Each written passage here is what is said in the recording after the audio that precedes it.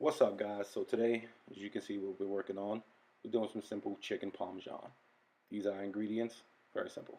Let's get to it. So the first thing we want to do is get the fillets out of our chicken. So I usually buy the thick chicken breast, and as you can see, I'm just go ahead and gliding my knife through the top, hand straight, so that's nowhere near the knife blade.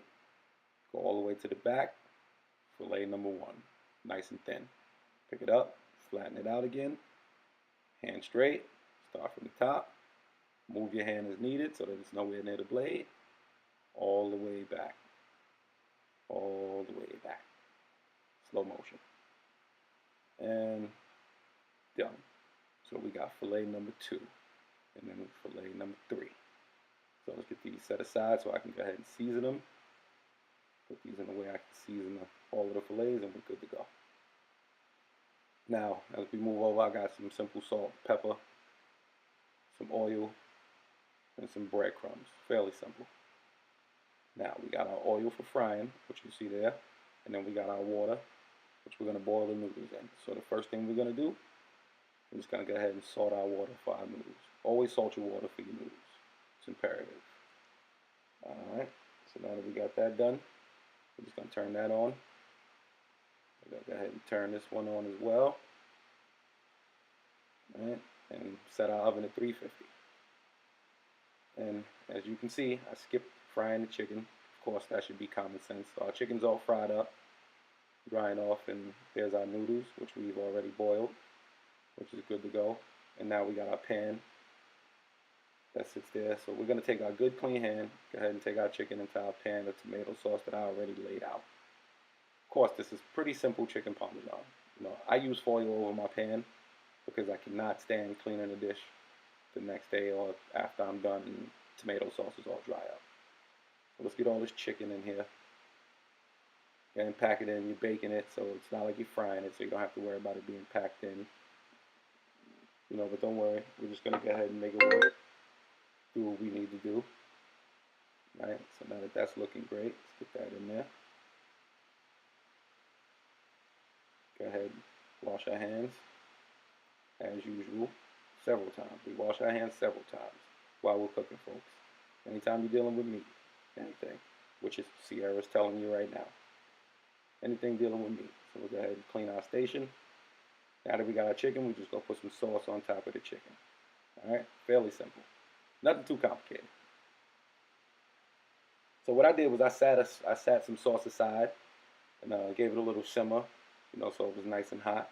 And now I'm just going to go ahead and pour this sauce over the top of the chicken. As you can see, just getting it on top of the chicken. Making sure the chicken's kind of covered in the sauce so that it's ready for our cheese.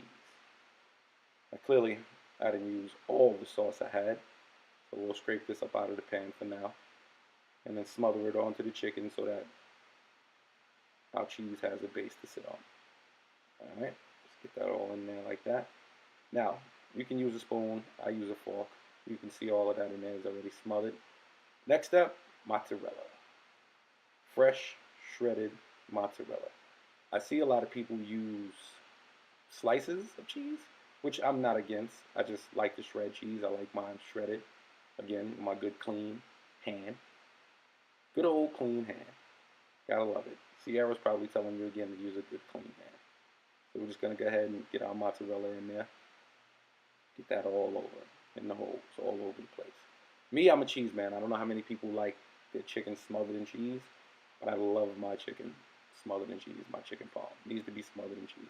I don't like wasting cheese. So we'll continue to just drizzle this over this to get this done. Looks great. So far so good. Coming along. Coming along. There we go. Now because I know I like cheese, I overgrade cheese. I'll use like a whole half a stick of mozzarella when I know that that's more than I need. But again, I like cheese. So it is what it is. Looking great. There you go. See? Me, I don't like to see any chicken at the bottom. If I do, I try to make it disappear. Yep. Slap the bowl. Slap the bowl. Don't be afraid. Don't move that around in there. Nope. No cheese goes uncooked. Slap the ball. There we go. Get that on there. Whatever mozzarella shreds we had on our hand, get it over there. Now I'm gonna go get my little secret weapon. So a lot of you guys like to use Parmesan cheese, the grated one, which is cool. Go right ahead. I don't mind. Me, I got a secret. I use cojita. Say it with me, folks. Cojita. I don't even know if that's how you say it, but that's what it looks like. So that's how I say it. So we're just gonna sprinkle this all over the top. Just give it a little bit more flavor to the cheese, which is looking good. All right, we're gonna go ahead and get that out of here. Now we got our salad, which was already put together by good old Auntie Shannon, who just doesn't like being on camera because she's wearing pajamas. Good job, Shannon. That's the way to be in pajamas. All right. We just go foil our chicken. Go ahead, close it up. Leave the sides open so it can breathe a little bit. Make sure the chicken steam. The steam from the oven and the sauce is going to ultimately help cook the chicken. So we're going to go in our oven, which is at 350, which we already know. We're going to slide that on the bottom rack for about 35 to 45 minutes, depending on how you like your cheese. So oven at 350, in for 35. Now that we got that in, we're just going to go ahead and get some freshly grated parsley done. So we're just going to take our knife and just go ahead and mince this up as small as possible. So you bunch it all together. Be careful, watch your fingers. That knife is very sharp. Even with shaking, the shaking issue that I have, I still know how to work a knife. Thank the Lord for that. Just get that all minced up. You ain't got to worry about losing a finger once you learn how to do it. All right, now you just go ahead and use one hand. One hand. Keep rolling. Keep rolling. Keep rolling. Now, chicken's been in the oven for about 25 minutes. We're going to take that out of there. As you can see, our cheese is already doing what it's supposed to do. And now we're just going to bring it to our towel so we don't burn our countertops. And we're just going to go ahead and add that fresh parsley we just chopped up in there to the cheese. Just go ahead and add that to the cheese, which is just looking absolutely amazing at this point. Woo! Pizzeria. Who needs a pizzeria for chicken parm? I don't even need buca de bipo. I don't know if that's how you say it, but whatever. So once we got that in there, looking good, go ahead and close our oven so that no one gets burnt. It's looking great at this point. So now we're just going to let it sit for a little bit. Now, let's get the plating. Of course, Sierra would have the tripod stand in the video. Way to go, Sierra. Let's get these noodles onto this plate, which is not a styrofoam plate. Anybody that follows me on IG knows I love my styrofoam plates because I hate dishes. So let's get that sauce on top. So I've learned that you need to set aside some extra sauce for, when you get your noodles down, because when you bake the chicken with the sauce, it thickens up and you end up not having enough sauce to put all over your plate and get for your noodles. So that's what we did.